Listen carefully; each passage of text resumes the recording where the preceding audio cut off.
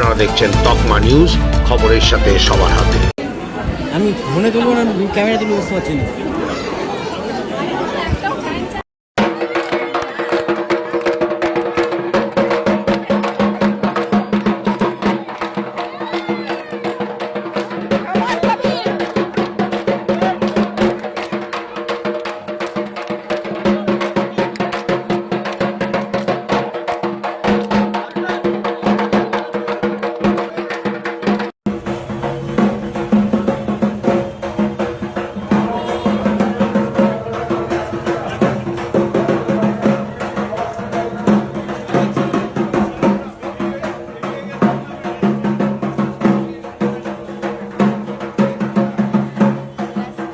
তকমার দর্শকদের জন্য অনেক অনেক অভিনন্দন। তকমার দর্শক যারা আছেন তারা ভালো থাকুন, সুস্থ থাকুন আর সঙ্গে থাকুন।